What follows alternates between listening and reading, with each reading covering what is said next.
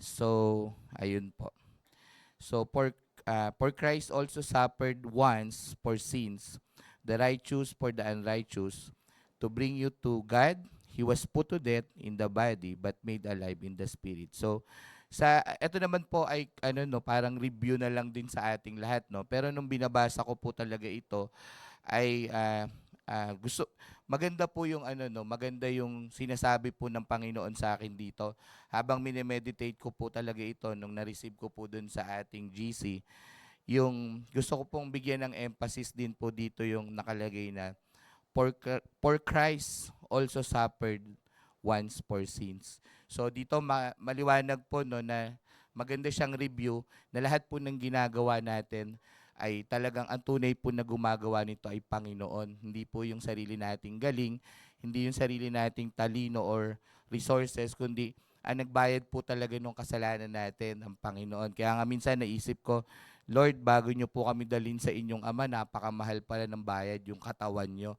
Kaya nga po, ang nakakalungkot dito, nakalagay din po rito yung word na once. Pag sinabi, yung sa Tagalog po to ano minsan lang or sa iba pong mga teksto, ang nakalagay po ay isang beses lang po nagbayad ang Panginoon para sa ating mga kasalanan. And yet, marami pong mindset ngayon, kahit ako po before, na ang kasalanan po ay merong tinatawag ako sarili ko noon na sin repent, sin repent, sin repent. And ang nakakalungkot po dito, ang sabi rito, suffered once. Isang beses lang po nagbayad po ang Panginoon. Kaya po naano po ako dun sa once kasi nire-remind po ako ng Panginoon talaga na ah, ang pagbabayad po niya ng kasalanan para sa ng katawan, binigay niya po yung katawan at ang buong buhay niya para po sa kasalanan ko at kasalanan ng bawat isa ay minsan lang, hindi na po siya mauulit. Kaya na-remind po ako dun sa Hebreo 10:26 to 27, sabi po rito, matapos nating malaman at tanggapin ang katotohanan at magpatuloy pa rin tayo sa pagkakasala, wala nang handog na maiaalay pa para sa ikapagpapatawad ng ating mga kasalanan. Ang naghihintay na lamang sa atin ay ang kakilakilabot na paghuhukom at ang naglalagablab na apoy na tutupok sa mga kaaway ng Diyos. So dito na-remind po talaga ako no na yung ginawa po ng Panginoon is tawag dito, wala pong may kakayanang gawin ito kundi siya lamang para po tawagin tayo sa isang magandang perfect relationship po talaga. Very intentional po yung ginawa niya. Kahit yung buhay niya po, hindi niya ipinagdamot sa atin para po talaga tayo ma-remind na talagang magdiretso po sa Kanya at hindi po sa mga hilig po ng ating mga laman. So yun po yung una ko nakita. At yung pangatlong nakita ko po dito yung word na sins Marami po siya. So minsan inisip ko po, Lord, paano kaya, bakit po kaya napakahirap talagang, kahit alam ko na binayaran nyo na yung kasalanan ko, pero napakahirap pong alisin yung sin. Ewan ko po kung nararamdaman nyo po yun, pero minsan tinatanong ko kay God yun kasi may mga contacts po ako na kahit talagang sabihin mo na, gawin mo na, i-model mo na, pero nakikitaan mo pa rin po sila nung ganon. So, naisip ko po ang sabi ng Panginoon doon talaga na ang sins pala po or ang sin ay may dalawa pong nakita ko, may dalawa po siyang level or category po ba kung tatawagin. Yung isa po tayo, yung sinner at yung sin. Dalawa kasi po ang tinanggal talaga sa atin ng Panginoon para bang isang saging at saka balat ng saging. No? Yung balat ng saging, siya po yung sin or yung sinner. Yung saging po, yung pinakabunga, siya po yung sins. So, kung titingnan po natin ito, papaano kaya natin matatanggal ito sa ating buhay, itong pagkakasala nito and even as. So, yun nga po, nakita ko rin dito na mawawala lang ang kasalanan ng isang tao kung tayo po ay patay na. That is why si Christ po ang namatay para sa atin. Kaya nakita ko po siya, napakaganda. Ito po yung parang maganda rin pong i-meditate tong Roma 6, medyo mahaba lang, 1 to 14. Pero ito dito ko na po itatapusin. Sabi po rito, ano ngayon ang sasabihin natin? Patuloy ba tayong magkakasala upang sumagana sa atin ang kagandahan loob ng Diyos? Hinding-hindi, tayo patay na sa kasalanan. Paano pa tayo mamumuhay sa pagkakasala? Hindi ba ninyo alam na tayong lahat na nabautismuhan kay Kristo Jesus ay nabautismuhan sa kanyang kamatayan? Sa makatuwid, tayo'y namatay na at nalibing na kasama niya sa pamamagitan ng bautismo upang kung paanong binuhay muli si Kristo sa pamamagitan ng dakilang kapangyarihan ng Ama, tayo rin ay magkaroon ng panibagong buhay. Sapagkat kung nakasama tayo ni Kristo sa isang kamatayang katulad ng kanyang kamatayan, tiyak na tayo ay makakasama rin niya sa muling pagkabuhay na katulad ng kanyang muling pagkabuhay. Alam natin na ang dati nating pagkatao ay naipako na sa krus kasama niya upang mamatay ang ating makasalanang pagkatao at nang hindi na tayo maalipin pa ng kasalanan. Sapagkat ang namatay na ay pinalaya mula sa kapangyarihan ng kasalanan. Kung tayo'y namatay ng kasama ni Kristo, naniniwala tayong mabubuhay rin tayong kasama niya. Alam nating si Kristo na muling binuhay ay hindi na muling mamamatay. Wala nang kapangyarihan sa kanya ang kamatayan. Nang siya'y namatay, namatay siya ng minsan dahil sa kasalanan at ang buhay niya ngayon ay dahil sa Diyos. Kaya dapat din ninyong ituring ang inyong sarili bilang patay na sa kasalanan, ngunit buhay naman dahil sa Diyos, sapagkat kayo nakipag-isa na kay Kristo Jesus. Huwag na ninyong paghariin ang kasalanan sa inyong mga katawang may kamatayan upang hindi na kayo maalipin ng masamang hilig nito. 13, huwag na ninyong ipailalim sa kapangyarihan ng kasalanan ng alinmang bahagi ng inyong katawan bilang kasangkapan sa paggawa ng kasamaan. Sa halip, pasakop kayo sa Diyos bilang mga taong namatay na at muling binuhay at ihandog ninyo sa Kanya ang inyong katawang bilang kasangkapan sa kabutihan. Last na po, 14, sapagkat hindi na dapat maghari sa inyo ang kasalanan dahil kayo hindi na namumuhay sa ilalim ng kautusan, kundi sa ilalim ng kagandahan loob ng Diyos. So ito po yung gusto kong bigyan din po ng diin dito po sa 1 Peter 3:18 na tayo po ay namatay na sa kasalanan because of Christ. So kailangan po sigurado at siguro ang gusto ng Panginoon sa atin ay makapamuhay na po tayo ng may kabanalan. Yun lang po ang aking exhortation. Thank you po.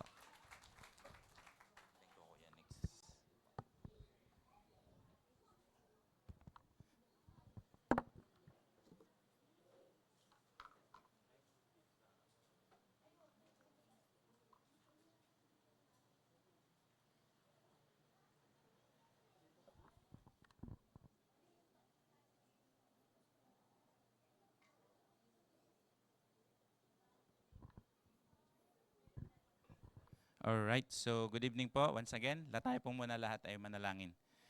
Panginoon, salamat sa exhortation po ni Kuya Nico. Once again, na-remind po kami sa isang buhay na banal at karapat-dapat po sa iyong harapan.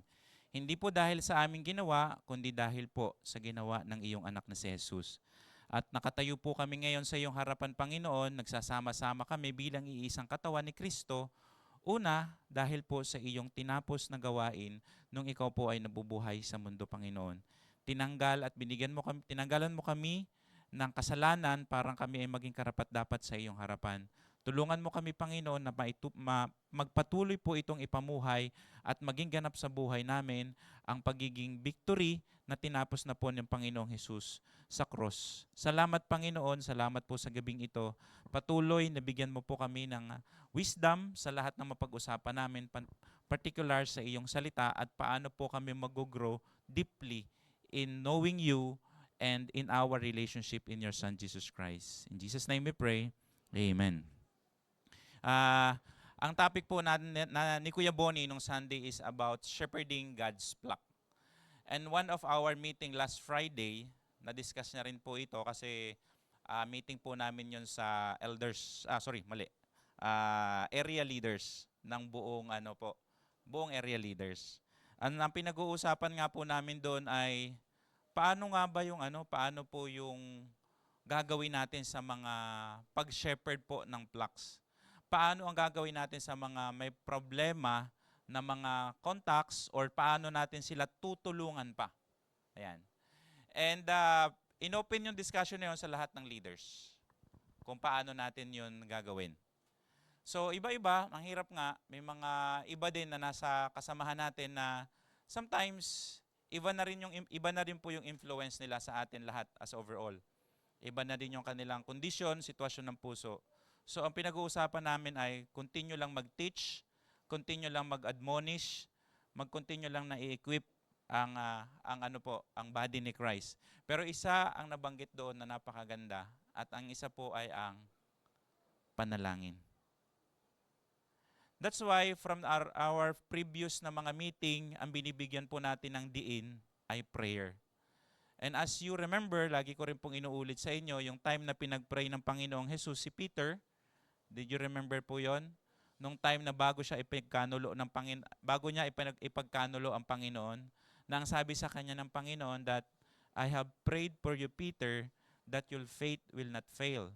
But when you come back, you will strengthen your brothers.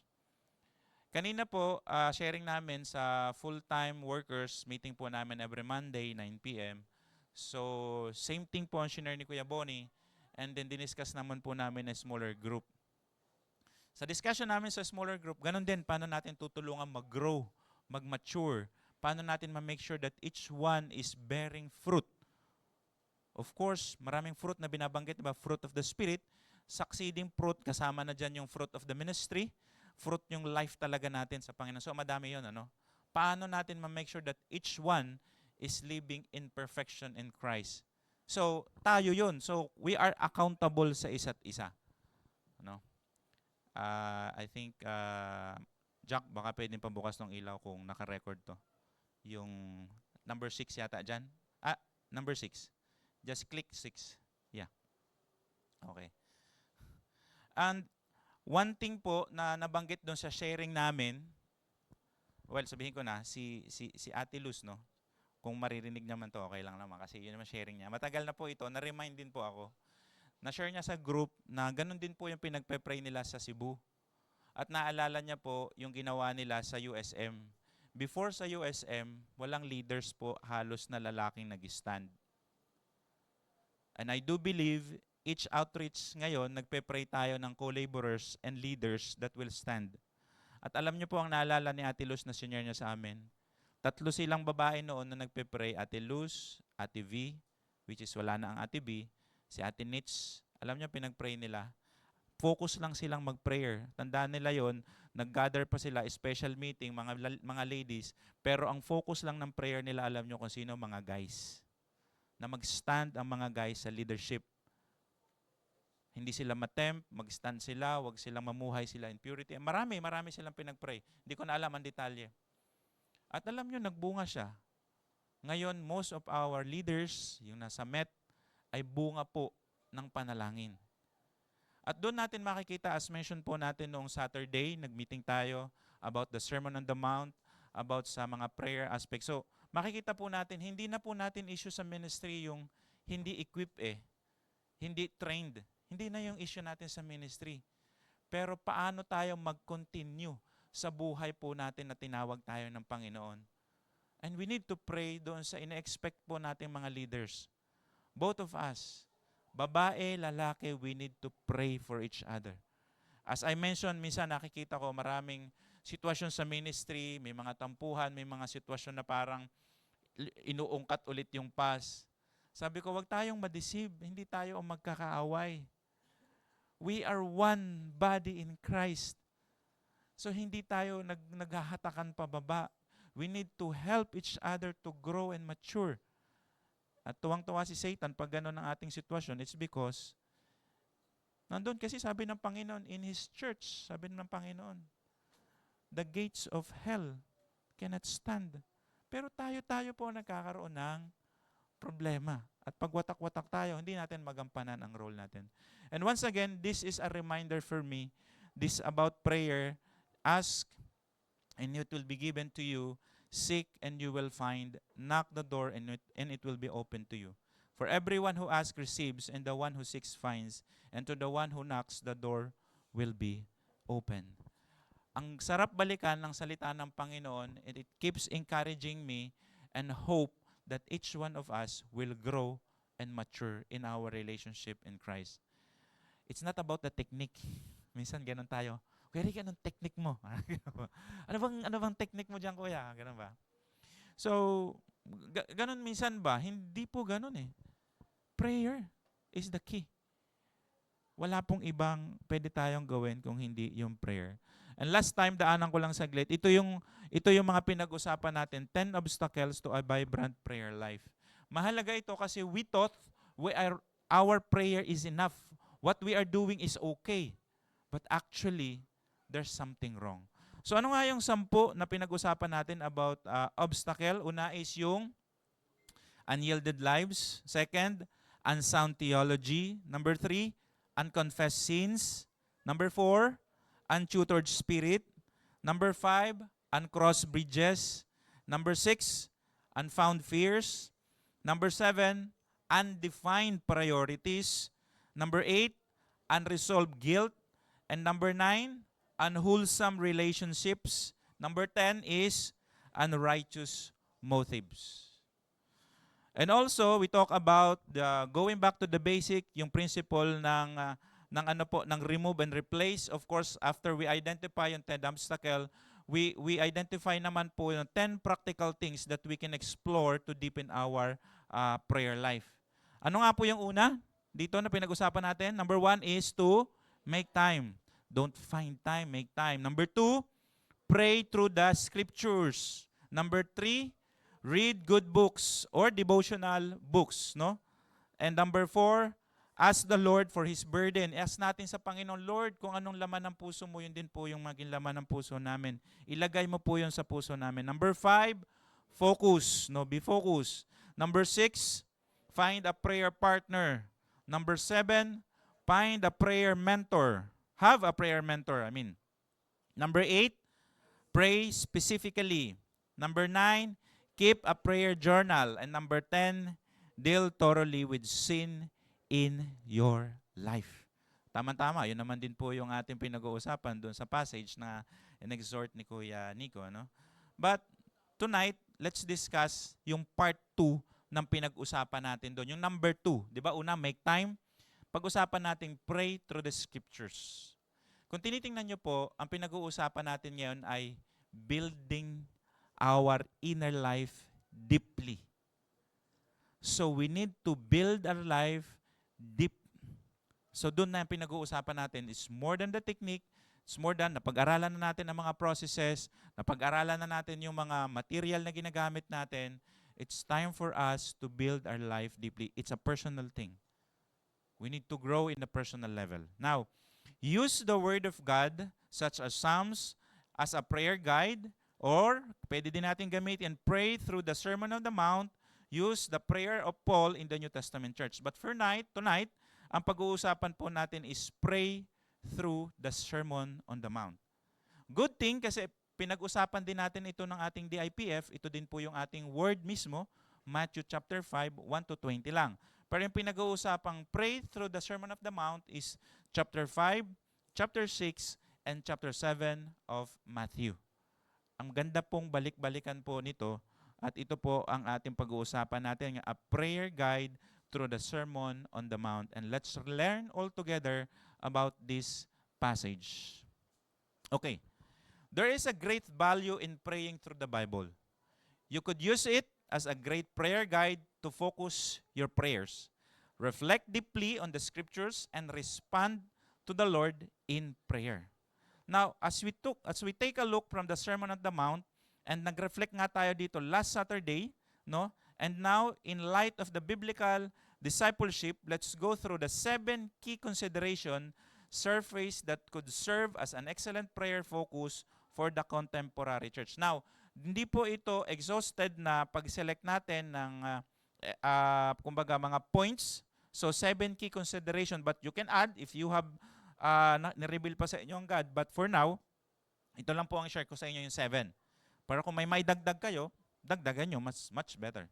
So hindi naman natin nililimit kung ano yung nire-reveal sa atin ng God, but gusto ko lang pong i-share sa inyo ito pong part na ito. No? Number 1, makikita niyo po, unang pinag-usapan natin sa sa Sermon of the Mount, which is sa Matthew chapter 5, makita natin yung Beatitudes, right? At napag-usapan natin last Saturday, values. Now, your values must be changed. Walang taong lumalapit sa Panginoon. As you remember yung Isaiah, ano nga chapter yun? Nawala ako tuloy. Isaiah 6 ba yun? Isaiah 6, no? yung si Isaiah ay Oo, Isaiah 6 nga. Oo. Yung na-meet ng Panginoon in vision na-meet ni Isaiah in visions ang Panginoon, 'di ba? At walang lumalapit sa Panginoon na hindi umaalis or after nilang mag-meet is unchanged yung heart.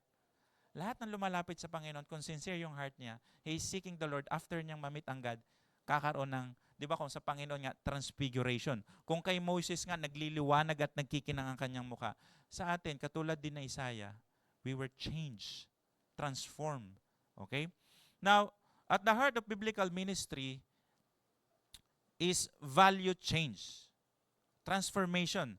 Not just behavioral modifications, but value change. Such is the agenda of Jesus Christ for His church. Yun po yung pinag-uusapan natin ng Panginoon doon sa Beatitudes. Kaya sinabi nga po dito, blessed are the poor in spirit.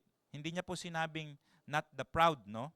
A reversal, sabi po dito, of values, we would say, blessed are the self-confident, the powerful or the dynamic leaders, and not so with God. Hindi po yun yung hinahanap niya. Our values must change. So in the Sermon on the Mount, Jesus showed us the radical nature of the kingdom of God in terms of its values. He started with the Beatitudes. So unang tinitingnan ng God yung ating character. Yung deep inside na character. So wag po tayong magkamali. So with that, paano natin gagamitin yun as a prayer focus? So ito po ang prayer focus natin. Number 1, as we pray for the Beatitudes, ano po? Pray for the blessedness of humility. You will find it in Matthew chapter 5, verse 3 to 5. Ang sabi doon, blessed are the poor in spirit, blessed are those who mourn, blessed are the meek.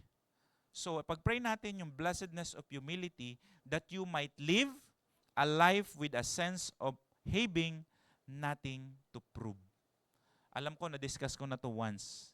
Yung having the sense or live a life with a sense of having nothing to prove. Nothing to prove. Wala kang pwedeng ipag-ano sa sarili mo. Only God. No? So yung sense of humility. So pray for the blessedness of humility. That's number 1. No?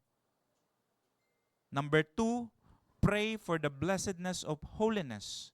Okay? Matthew 5, 6 to 8 naman po ito. Blessed are those who hunger and thirst for righteousness, for they will be filled. Blessed are the merciful, for they will be shown mercy. Blessed are the pure in heart, for they will see God. Okay? So sabi dito, that you might live a life with a sense of nothing to hide. Nothing to hide. Wala kang tinatago sa Panginoon. Everything is uncover. Ito, Lord, ang buhay ko sa'yo. Walang nakahide. Okay? So let's pray for that. So yan ang focus ng prayer nyo when you pray po dito. Next, pangatlo, pray for the blessedness of harmony. That you might live a life with a sense of nothing to lose. Sabi po doon sa Matthew 5, 9 to 12, blessed are the peacemaker, for they will be called children of God. Blessed are those who are persecuted because of the righteousness, for theirs is the kingdom of heaven. Okay? Blessed are you when people insult you, persecute you, and falsely say all kinds of evil against you because of me. Rejoice and be glad, because great is your reward in heaven, for in the same way they persecuted the prophets who were before you. Pray for the blessedness of harmony, that you might live a life with a sense of nothing to lose. Right? That's number 1, doon po sa Matthew chapter 5 hanggang verse 12. And now number 2 is this. Your mission must be clear. After the Beatitudes, ang pinag-usapan na po dito is yung salt and light. And as we mentioned, pinag-uusapan natin yun as our identity and purpose. Last time, ano po? God has a mission for His church. And the Sermon of the Mount moves from a radical nature of God's kingdom as seen in the Beatitudes to a radical calling for the kingdom of God. Calling of the kingdom. Alam nyo ang hirap, ang lagi ko pong sinasabi sa mga leaders na nakakausap ko na, ang pulpit ay isa sa pinakamanakakatakot na lugar sa church. Hindi po madali. Hindi sa nagpe-prepare ka ng message, hindi yun. Hindi yun sa nagano ka, hindi po yun. Because you need to make sure that your life must be true to God before you share His Word. Yun yung point na pinag-usapan natin kanina. Nothing to prove, nothing to hide, and nothing to lose. And God and the enemy will condemn you all the way if you use the pulpit, you speak in pulpit, but your life is not right. Yung sinasabi ditong Beatitudes, values. When people seeing you outside, yung parang sa church ka, ganun ka nagpe-preach, but when you are on the outside, your life is not aligned with the biblical perspective, biblical truths, biblical values. The enemy is working at your life, I'll tell you. So, pinaka-delikadong posisyon or lugar sa simbahan ay ang pulpito. Pwede itong magamit wrongly. Pwede itong gamitin pride, or gamitin ko to as I'll take advantage of it in a wrong way. Not the word of God that I will na ma-preach ko. So, ganun po. So, be careful kung sino po ang ilalagay nyo sa pulpit or isa-select nyo or tatap nyo. Napakadelikado po niyan. And even yung tinatap natin, we called leaders. Kaya even then, noong ang disciples nakulangan ng isa, tingnan nyo po ang mindset noong 11 na naiwan. Hindi pwedeng bago. Yung principle ni Paul, doon sa pag-select din ng mga elders and deacons in the church, hindi pwedeng new. And then, kung magsaserve ka sa church, dapat, ang sabi doon, even your family, kung hindi mo ma-manage your own family well, how can you manage the affair of the church? So, nag-observe ang tao outside, even yung mga anak mo, yung asawa mo, yung biyanan mo, yung mother, lahat. We need to be sincere to our faith. So yun po yung napakahalaga. Kaya sabi po dito, the Sermon on the Mount moves from a radical nature of God's kingdom as seen in the Beatitudes to the radical calling of the kingdom. Before you understand the calling, dapat mangyari muna yung within. Kaya pinag-uusapan natin yung being before doing. Mahalaga na hindi po yun natin ma-miss out. No. Sabi po doon sa Matthew 5:13-16, you are the salt of the earth. Pero kung mawala yung alat mo, paano ka magagamit? Tapak-tapakan ka na lang ng mga tao. You are the light of the world. A town built on a hill cannot be hidden. Neither do people light a lamp and put it under the bowl. Instead, they put it on the stand, and it gives light to everyone in the house. In the same way, let your light shine before others, that they may see your good deeds and glorify your Father in heaven.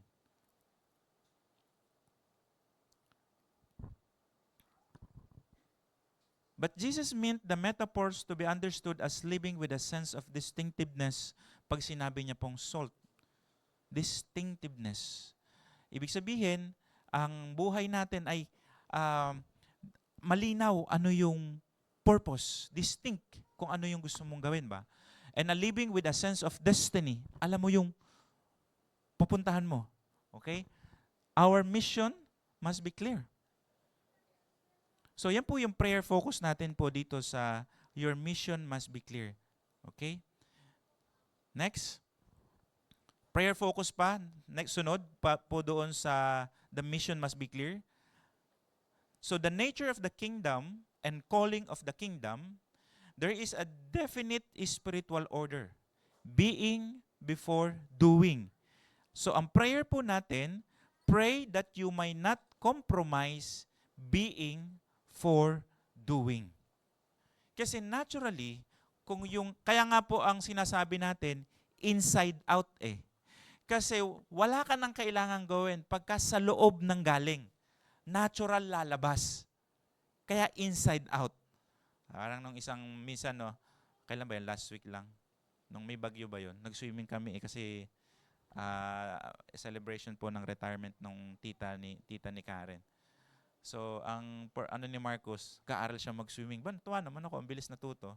So, unang tinuturo, yung bubbles, and then paano mag-swim. So, ang turo ko sa kanya, anak, habang nilalangoy mo yung kabilang side, yung hangin mo sa sa lungs, dahan-dahan mong inuubos.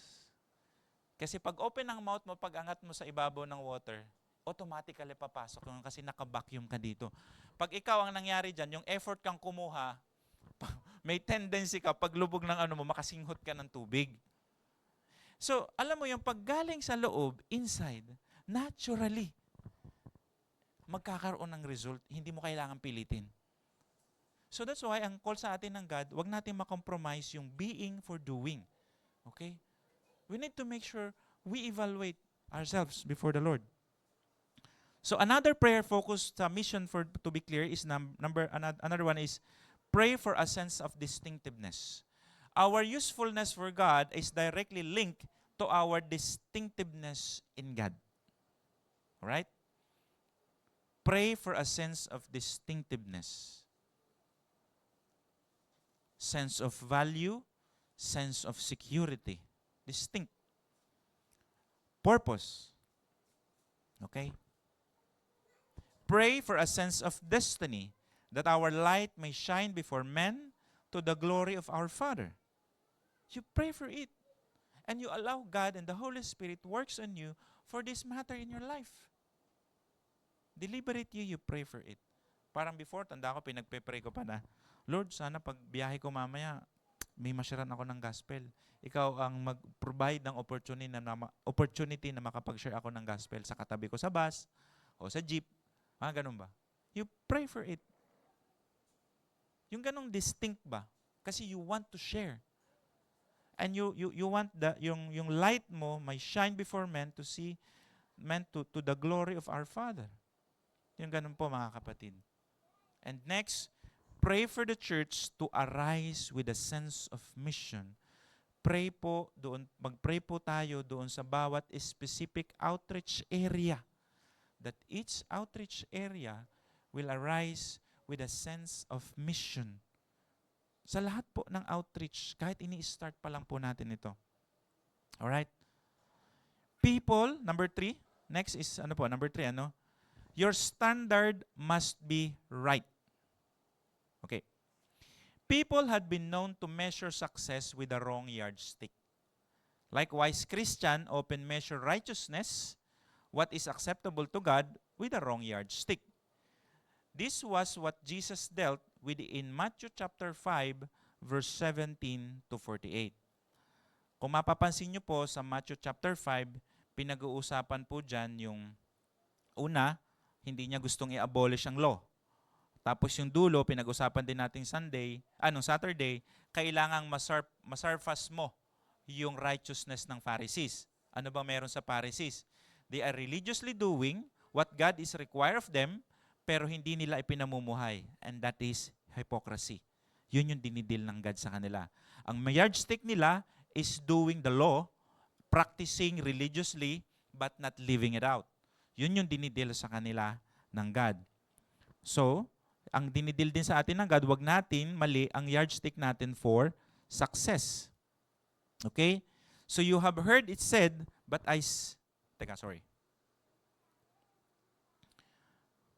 Tama. At hindi lang yon, kasi hanggang 48 po pala na verse yan, mapapansin nyo po alongside ng mga verses na binanggit doon, yung you have heard it said, di ba? Tingnan ko po dito. Sa verse 21, sa Matthew chapter 5, verse 21, sabi po dyan, you have heard that it was said.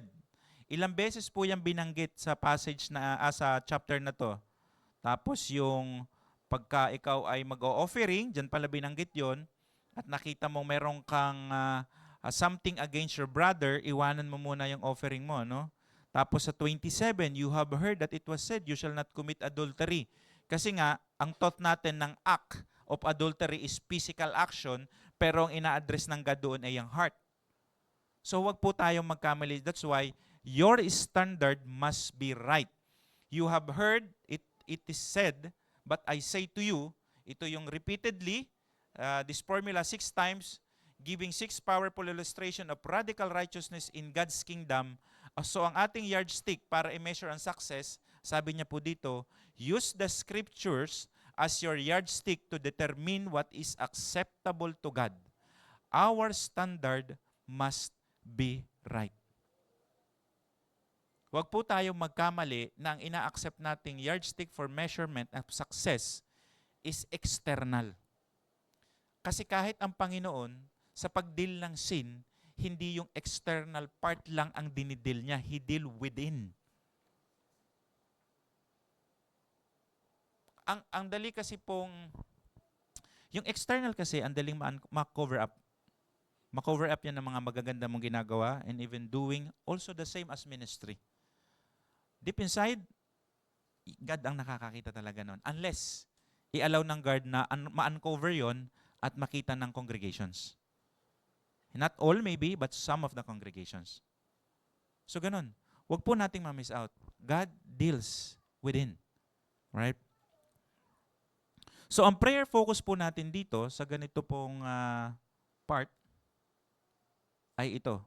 As you read Matthew 5:7-48, spend some time in a contrite soul searching para po ano? To examine the way we have fallen short of God's standard. To examine how you have fallen short. Sometimes, iniisip natin para rin yung Pharisees ba? Nag-pray siya doon kasama yung tax collector. Lord, buti na lang hindi ako katulad ng tax collector na ito. Lagi ako nagtatides at nagpapasting. External. Manyapat yung sino kinalugdan ng Panginoon?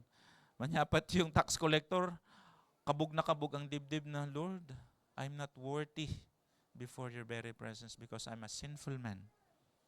Alam mo, ganun din ang response ni Peter nung unang tinawag siya ng Panginoon to become His disciples. Lord, go away. I'm a sinful man. I'm not worthy. Kita niyo yung response ni Peter? And look, sa inaral natin sa Isaias, anong response ni Isaiah?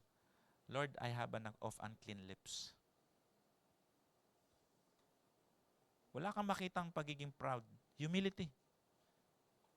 Nakita mo yung pagiging makasalanan. So that's why, as you pray for Matthew chapter 5:7-48, examine the way we have fallen short of God's standard. Kasi sa prayer, remember, yung pinaka-core, kaya pinakita ko po kanina yung ask, seek, and knock. The very core of that passage is about seeking. As we seek the Lord, marereflect din dapat yung ikaw, sino ka sa harapan niya. And as you reflect yourselves, makita mo ikaw, sarili mo, may salamin, Lord, this is who am I. Change me and transform me into the likeness of your Son. Make me holy in your very presence, blameless in your sight. Ano po? So it is God that who works in us, hindi po tayo. Minsan, yun yung alam natin, gagawin ko. Hindi ikaw, God.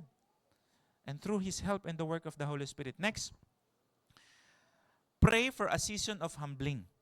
A contrite brokenness before the Lord. So mag-pray tayo nito kasi hindi madaling tanggapin minsan. Hindi madaling tanggapin ang mga pagkukulang natin. So mag-pray tayo ng contrite brokenness before the Lord. Okay? Another prayer focus. As we examine God's standard in the scriptures, we humbly acknowledge three things. Three things po. Number one, the impossibility of God's standard, the inflexibility of God's law, and the incredibility of God's provisions. So let's also acknowledge this, mga kapatid. The impossibility of God's standard. So, as we examine God's standard scriptures, we humbly acknowledge three things. Kasi alam nyo kung bakit yung the impossibility of God's standard. Ibig sabihin, hindi mo siya kayang gawin on your own. You need help from the Holy Spirit. Para hindi ka magkaroon ng pride ba? Ang flexibility of God's law, hindi pwedeng mag-compromise, mga kapatid. And the incredibility of God's provisions. Number 4, your motive must be pure, mga kapatid. So, he dealt with the spirituality of giving alms, prayers, and fasting. In each case, he condemned hypocrisy and called his church to examine her true motives. Our motive must be pure. At makikita nyo po ito dito po sa passage sa Matthew chapter 6 na po, 1 to 18. It is often not our action, but our motives that come under the scrutiny of God. In the Sermon of the Mount, Jesus moved from a radical nature of the kingdom to the radical calling of the kingdom and the radical righteousness of the kingdom, and then the radical spirituality of the kingdom. So kaya ang sabi po dito, bakit dapat ma-examine natin yung motive? Your motive must be pure. Dito po sa Matthew chapter 6 verse 1 to 18 makikita niyo po ito. Una, binanggit niya doon, be careful not to practice your righteousness in front of others to be seen by them. If you do, you will have no reward your Father in heaven. Hindi pwede pong pakitang tao. As you do it, not to please people, but to please your King and your Lord. Sa verse 2, ganun din, binanggit ng Panginoon dito sa Matthew chapter 6 verse 2. So when you give to the needy, do not announce it with trumpet, as the hypocrites do in the synagogues and on the streets to be honored by others. Truly I tell you, they have received their reward in full. But when you give to the needy, do not let your left hand know what your right hand is doing, so that your giving may be in secret. That your Father who sees what is done in secret will reward you. That's it. So, make sure your motives is pure. We please God and not people around us. Not even your leaders. Not even yung cellmate mo. Alright? So, ang focus po natin dito, prayer focus, is that our righteousness must be practiced. Pray for the nurturing of the spiritual disciplines in our lives. Pray that we will grow in the things of God. Through spirituality is active spirituality. Now, ang sinasabi din po dito, hindi naman ibig sabihin noon, wag mong i-practice yung tapat na nire-required ka ng God. For example, giving to the needy. Ibig sabihin, hindi naman din yun yung maglilimit sa'yo. Pray that you practice it right. With right motive. Pure motives. Practice it right. When you do such things, when you practice the righteousness that God requires of us, do it right with the right motives also. Alright? Another one, our motive must be pure. Pray against practicing our righteousness before man to be noticed by them. Repent of it kung may mga ganyan po tayong cases. Alright? Our life must be real. You are not to be like the hypocrites.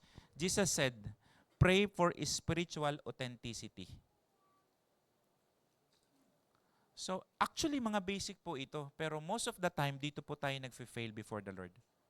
The basics and the foundations. Alright.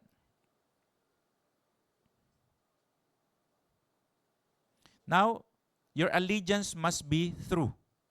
Jesus came now in the Sermon on the Mount to the radical priority of the kingdom. Makita natin yan doon sa passage po sa Matthew chapter 6, verse 19 to 32. Seek first the kingdom of God. He says to His church, seek His kingdom. Sa panahon po natin ngayon, after the pandemic, ang dami na nating iba-ibang nasisik. We seek comfort.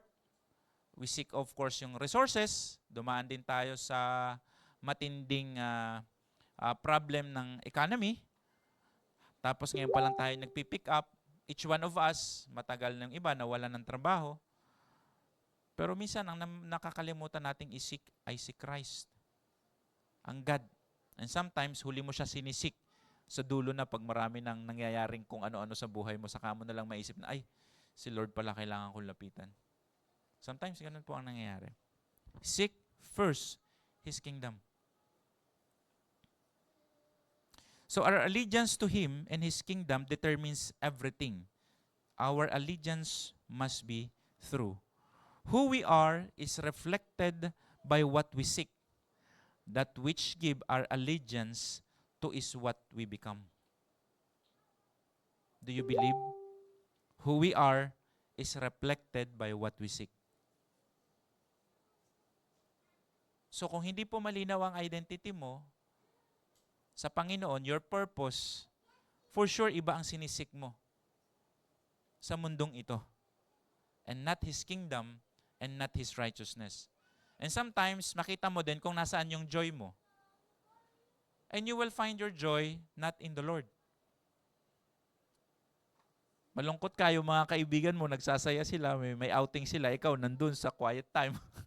Ikaw nandun, nalungkot-lungkot mo, nandun ka sa DIPF, o kaya nandun ka sa prayer and ano ba, meron kayong evangelism, yung barkada nyo nagsama, uy, labas tayo. Naku, natapat naman yung inyong evangelism doon naman sa outing. Sige daw, nga pipiliin nyo. Kuya, ang tagal na kasi nung nireserve eh. Gandang. Once a year lang naman ho namin ginagawa yung kuya. Alam nyo, seek His kingdom first. No other reasons. Paano yung kuya? Minsan lang naman yun eh. Once a year lang naman kami kumakain sa labas ko eh. Kaso natapat ng evangelism. Paano mo gagawin yun?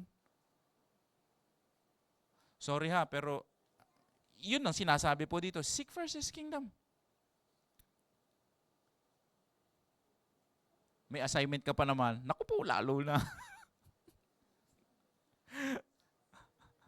Paano mo gagawin yun, mga kapatid? That's the problem. Uy, hindi ko kayo ginajudge ha. Kayo na ang bahala kasi salita ng Panginoon yun. You and your faith before the Lord, kayo na po ang bahalang mag-justify sa Kanya. Hindi naman po ako honestly, hindi naman ako namimilit. Pag nag-ask ako, pag pray mo, kung anong resulta ng sagot mo, Lord, ikaw na yun. It's your call before the Lord. It's not mine. Because your commitment is in the Lord, not in the church, not in Lakas Angkan, not in your outreaches, not sa outreach leaders mo. Kung hindi kay Lord. Yan tayo, no? Diyan tayo talaga matitest. Test mo. Test every spirit, sabi ng Panginoon din eh. Test mo lahat. Test mo din yung sayo. Kasi minsan, ang ano mo doon, ang parang, ang pang ano mo sa sarili mo ba, Lord, ginagawa ko naman pagka may assignment, nagkataon lang naman. Mag-ingat ka kasi it's you eh. You need to search your heart, examine your heart. No, I don't judge. Hindi ako nagja-judge. Ang point ko lang, you examine your heart. Because it is your heart in the Lord. And no one will see that. Ako, ayoko rin mag-judge kasi pwedeng mamali ako eh. Kasi hindi ko naman alam how you connect to God, how you communicate it, how you bargain it with God. You call it. Ikaw yun. Call mo yun. So I understand. Kasi towards the end, yun pinagpe-pray naman natin ng isa. Ang prayer ko lang din that you will not fail sa faith. Because sabi doon sa pinag-usapan natin sa obstacle, what you have done in disobedience, you cannot make up in prayer what you have lost in disobedience. You cannot make up in prayer what you have lost in disobedience. I remember one time, nung kinorek ako ng leader, dapat kasama ako sa mission trip. Meron kami, ano bang event namin nun sa company? May event kami nun eh. Pagsabihan ako talaga. Next time, wag mong i-miss out ang ganun. Sabi ng leader. I appreciate it. Honestly. Next time, after na ako masabihan na ganun, di na ako nag-miss out. Kahit may event ako. Di ba? Dumating ako sa point na, sir, pag hindi mo ako pinayagan, magre-resign talaga ako. You give me no choice. Kung hindi mo ako payagan mag-leave ng 1 month, I will resign, sir. Teka. Pag-usapan natin, bakit ka mag-resign? Isu, sabi ko sa'yo, mahalaga sa akin to eh. Ayaw mo akong payagan ng 1 month ako mag-ano. Paano yan? Walang sweldo yung ilang buwan. 18 months ka lang may leave. Okay lang, sir. Wala naman problema. Hindi ko naman hiningi sweldo. Hiningi ko payagan mo ako mag-leave. Kasi may training ako ng 1 month. Kailangan ko siya. Ganun ba? You ask. Sometimes, natatakot tayo ba na ganun? Because you know your priority. Alam mo kung sino ka. Di ba?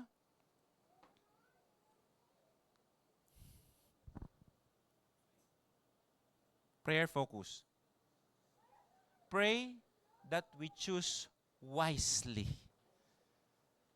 We have a choice of 2 treasures. On earth or in heaven. Think of it.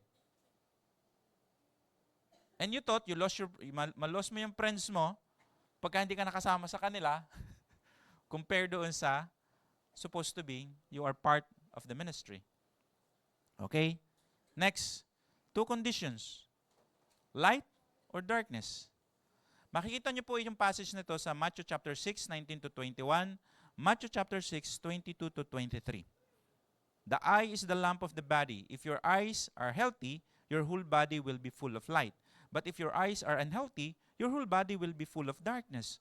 And if then the light within you is darkness, how great is that darkness?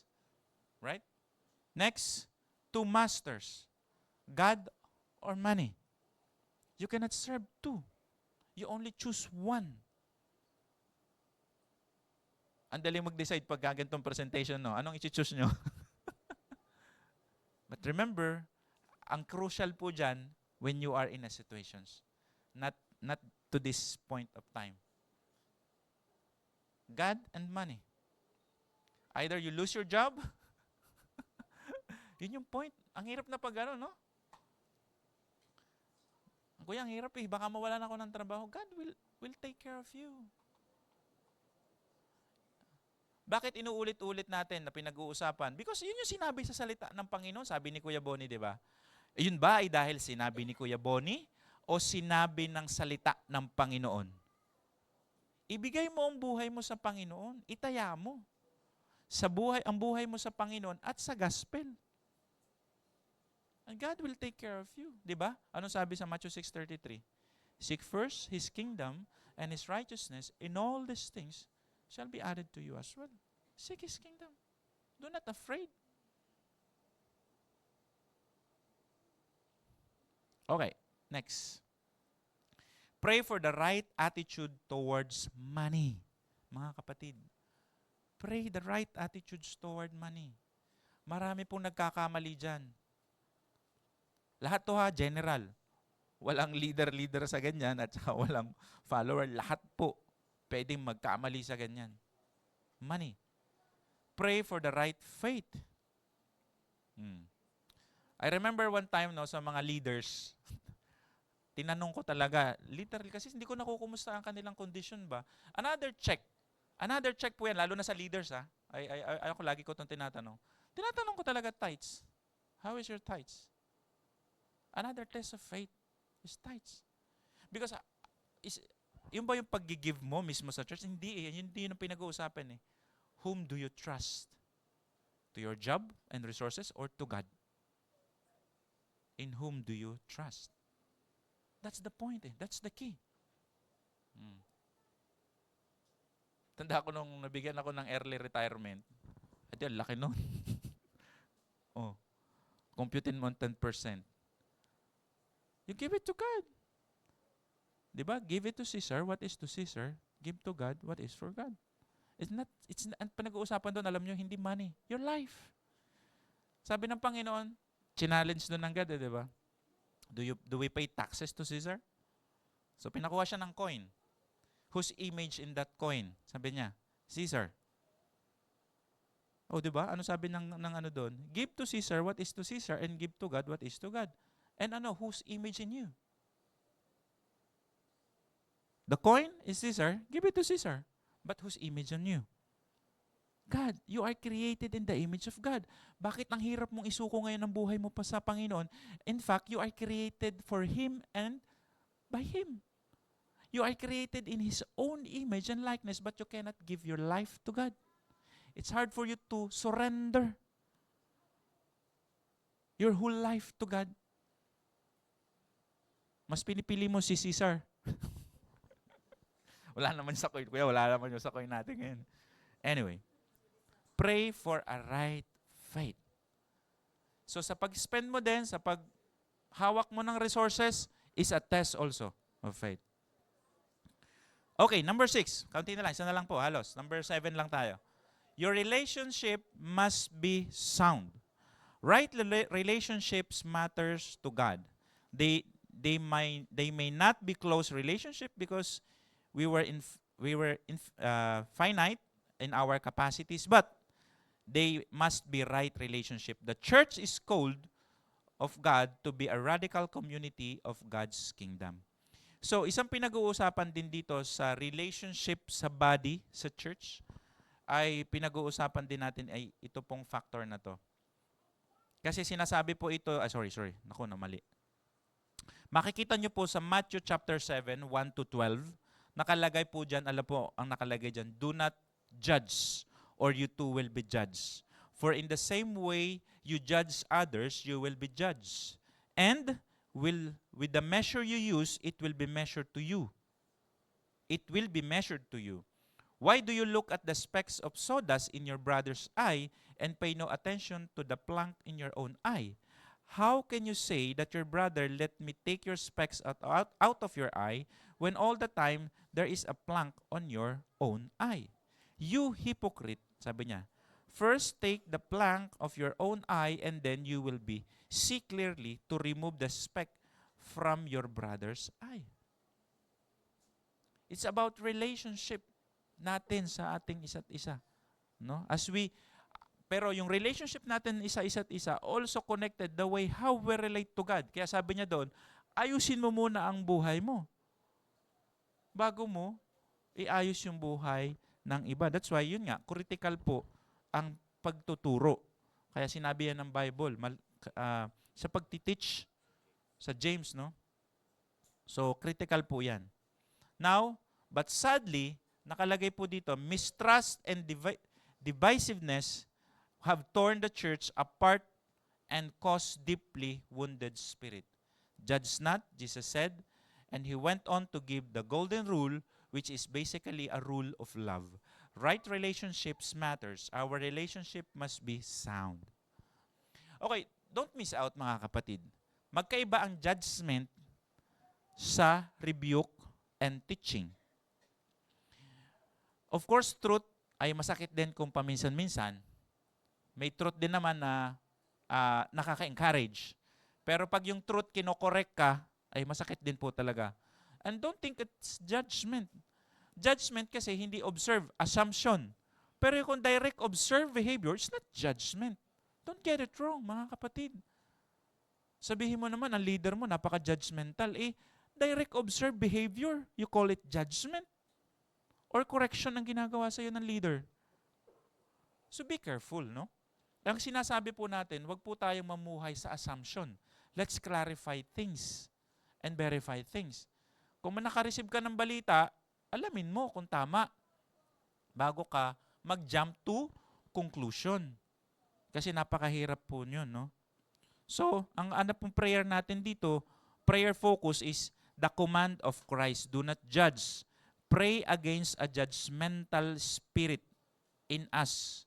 Ang caution din po dito, yung cautions of Christ, why we are not to judge, lest be judged by God. Hindi po tama talaga ang judgment. Ang judgment galing yan sa assumption talaga. Wala kang basis. Wala kang gathered na evidence and facts. So kahit ako nga may gathered na evidence, bine-verify ko pa rin sa person eh. Ganun ba? The concern of Christ is the real issue behind judging is pride and hypocrisy. So that's kaya ayaw ng God ang judgment.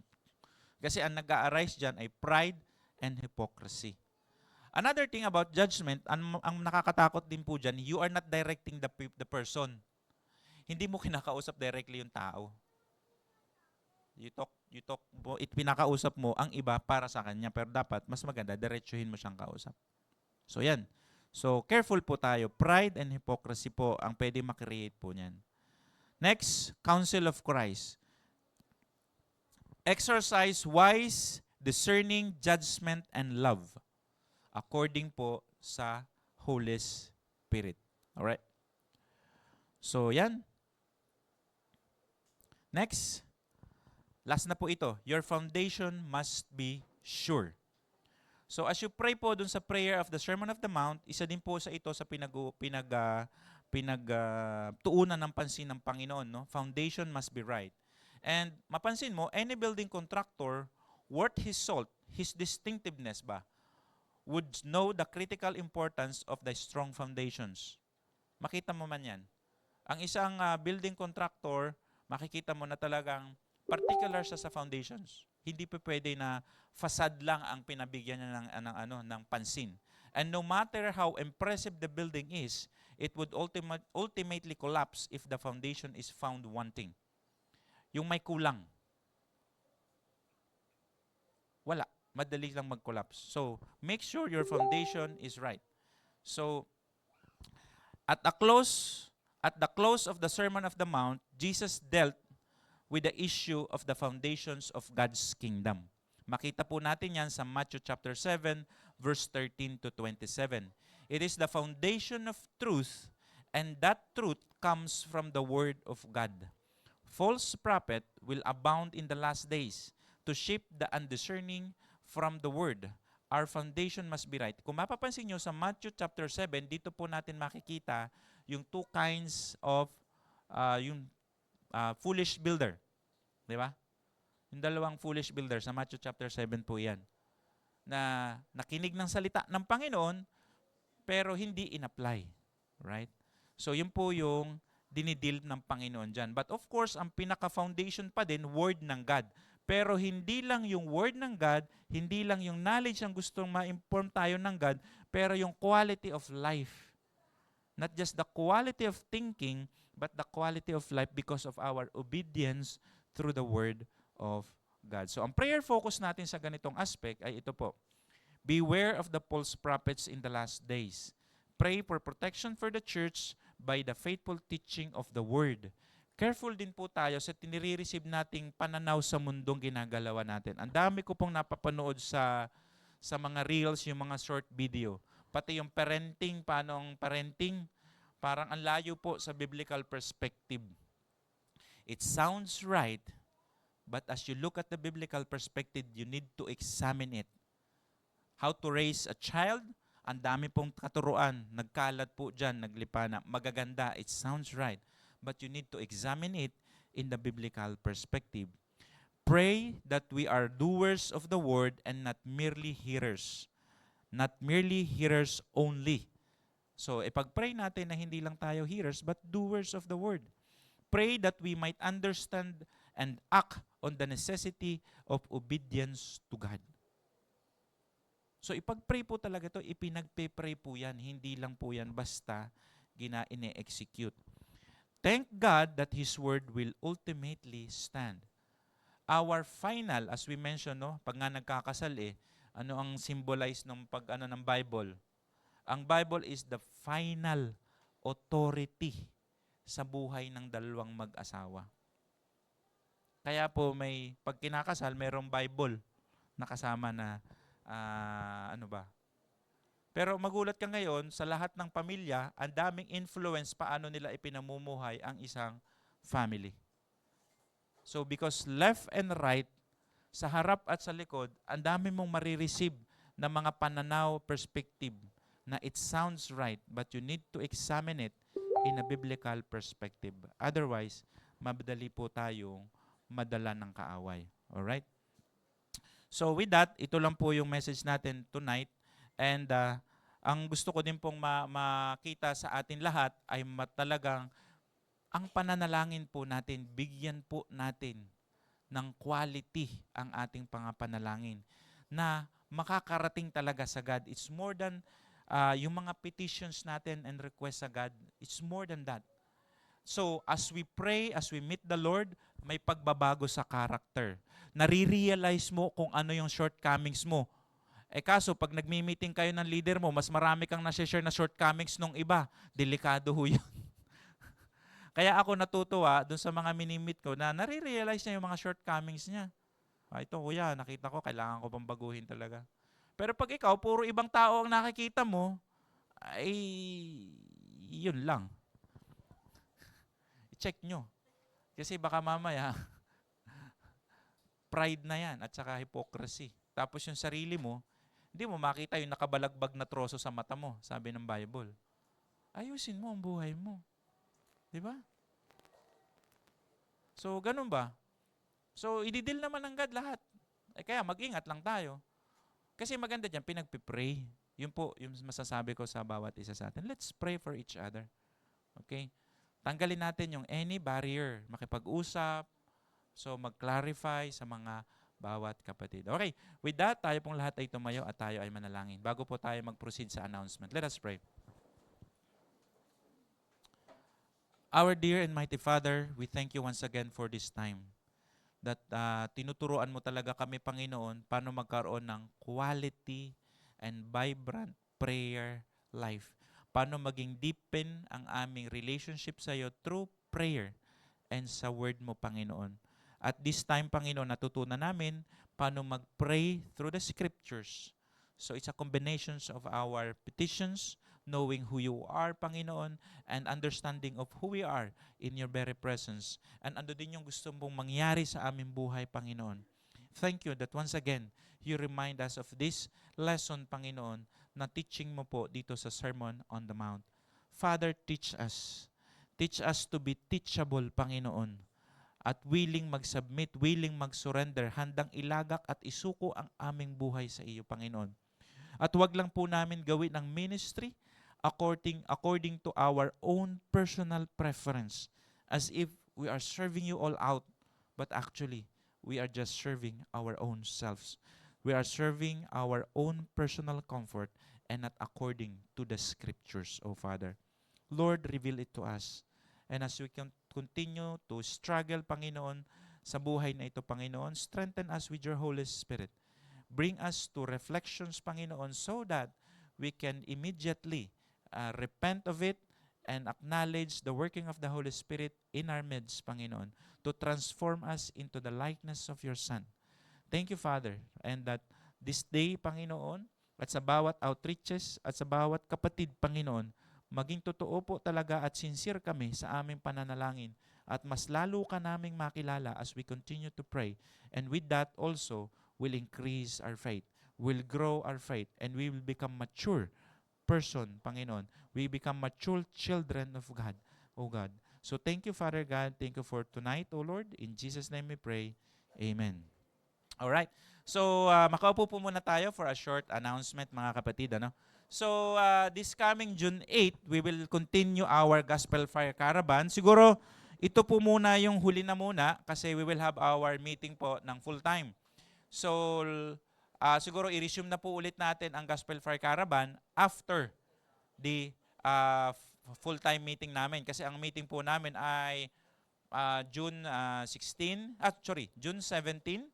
to June 22. Kaya lang kasi po, yung sasakyan gagamitin din po kasi. So, kasi magsusundo po. Now, your outreach will continue to do a public evangelism sa bawat area nyo po. Doon na lang po muna. Kung saang area po kayo ng bawat outreach dalhin para sa public evangelism. And kung gusto nyo man po nyong mag-merge sa ibang area, like for example, Kalawan at Pila, halos magkalapit lang naman. So you can talk together at kayo na lang mag-usap along the way na ginagawa. Kasi parang 2 Saturday hindi tayo makakapag-Gospel Fire Caravan. Pwede kayo po yung mag-usap para mag-join po kayo together para sa Gospel Fire ng, or public evangelism po yun.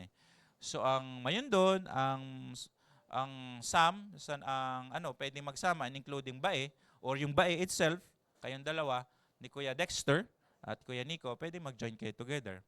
So, ganun po. Pwede po natin gawin yon, mga kapatid. So, it's up to you. Call na po yan. Ipapaubaya ko po yan sa inyo pong mga outreach leaders. Alright? So, kung kaya lang naman po. Kung hindi, we'll proceed po after po ng 2 Saturdays ng ano po. So, ngayong June 8, ang assign po natin ay ang, sino ang assign ko? Putho, Tungtungin at saka San Pablo. Tama po ba? For Gospel Fire Caravan. Pero ito pong pagkakataong ito, siguro sabihin ko na ngayon, magpa-enlist na po kayo early on kasi may isang sasakyan, siguro pinag-uusapan pa namin yung Travis kasi nabanggit ni Kuya Jan Gaa and I will request Kuya Jan Gaa na siya na mag-spearhead doon sa area sa San Pedro. Meron pa daw yatang babalikan doong ilang lugar. So nabanggit po ni Kuya Jan. And with that, kung maraming magpa-enlist, yung isang team, dadalhin natin doon. And then the rest of the team, dito na lang po sa Victoria. No? At kung marami pa talaga magpa-enlist, kasi last time nasa 60 po nagpa-enlist sa Gospel Fire Caravan, let's see kung kayang hagipin natin yung ano nga sinabi mo Ryan sa akin? Yung Dayap. Kasi meron din sila dong hiwalay na palengke. Ayun, sa Dayap. So yun po yung mga possibility na pwede po natin gawin. So Ronel and Kuya Rohel or Kuya George, ang mag-spearhead po, mag-usap para dito sa Gospel Fire Caravan po na gagawin natin. Last na po itong June 8. No? And with that also, I call the attention of the uh, outreach leader at saka coordinator. May pinapagawa po kami sa inyo na i-build up nyo po na database. So I hope na matapos po yan this coming, kailan ko to in-announce? Saturday ba yon? Saturday. The IPF ko in-announce na, pinaiwan ko ano. So I hope mga Sunday or Monday, baka ready na sa Monday. Yung next meeting po natin ng Monday, kasama ko naman doon ay multipliers eh. So sa Monday, I hope ready na po na build up nyo na po yung database na iyon. Ano po? So nandun naman po yun. So tulong-tulong na po muna tayo. Sana i-prioritize nyo po din muna yun kasi kailangan din po yun sa reporting namin ngayong meeting namin sa June. So yun po. And ano pa po ba? Announcement. Ganon din po, June 9, malapit na po yung start ng pre-registration para po sa atin. Ay, teka. Ayan, pre-registration. Ayan po ay para sa ating CELDEB. No? So, feel free. Kung i-connect, kung may kailangang itanungin, mag-coordinate lang sa ating mga kay Kuya Ryan, sino bang secretary directly ni Ryan, kung may mga need kayo dyan. So, June 6 ay para naman po sa Aruga. At yan po ay pre-CELDEB orientation natin. So, yan po ay 8 a.m. to 12 noon. So, I hope na yung registration din ay i-ready nyo na po initial payment natin ng 500, no? At magbayad kayo po doon sa inyo pong mga coordinators. Next. And July 11, yan na po yung start ng CELDEB Quiet Time. Right? At yung schedule ng training natin ay July 20 to 21, 27 to 28 yung training schedule. Yung field work is nasa loob naman yan, yung 22 to 26 per outreach. Alright? So I hope na i-prepare nyo po ang inyo pong mga kapatid sa bawat outreach para po sa ating CELDEB na darating this July. Alright? And then sa Thanksgiving Day natin ng August, this will be on August 25 sa Baker Hall po natin gaganapin ito. So may registration po tayo. Ito po ay Thanksgiving natin. 250 for adults and 100 for kids. So I think by July, pwede na tayo mag-release ng pre-reg din para ma-account na din siya ahead of time. Okay? So naka-reserve na rin naman po ang Baker Hall. Naka-pencil calendar na yon. Ongoing naman na yung lumalakad na yung ating permit doon. So yan po. And next, meron pa ba? Ayan. So, nasa na tayo? June 5, orientation. Take care of this, Ronel. So, via Zoom ito. So, orientations and Gospel Fire Caravan. Parang ang nag-request yung iba, 5 a.m. pag malapit, hindi naman kailangan 5 a.m. Like for example, Victoria. Pero for sure, yung San Pedro, dapat maaga yun. 5 a.m. yun. So, kung ang Victoria, hindi. Pero yung San Pedro, dapat mas maaga, no? And June 10, another yan, yun yung Monday. So dyan din dapat nakalagay yung deadline na ma-build up natin yung ating database. Ayas. Pag-usapan natin dyan. And June 12, what is June 12? Online via Zoom. Ha? Wala. Oo, wala na. Ma-move na yan. Oo. And then we will have our LAMI annual membership meeting ng June 15. Next, meron pa ba? Wala na. Alright. So, ang meeting po ng mga leaders natin dito ay June 17. Now, just to give you an idea, specifically yung mga nagse-cell po dito at saka nagba-Bible study, ay marami po talagang tao dito kasi nasa 140 plus po kami na nandito. So, I suggest, kung mag-BS kayo, baka po pwedeng ma-reconsider nyo po muna din yung place kasi baka occupied itong mga lugar na nandyan. Yun lang po. Kahit yung amin pong meeting ng discipleship every Tuesday, sabi ko baka pwedeng sa labas muna mag-meet kasi ang dami pong tao dito. So, yun po. Para po alam nyo po ang mangyayari. But Sunday naman, hindi sila aabot ng Sunday. Saturday, exit na sila. May maghahatid na po kami ng Saturday ng June 22. Ayun po. Alright. So, meron po bang ibang announcement? Wala na po. So siguro paiwan ko muna ang multipliers saglit, quick meeting, and also the core. Laguna core, please paiwan po muna kayo, Laguna core at saka po ang multipliers. Thank you very much mga kapatid. God bless po at ingat po kayo sa inyong pag-uwi. I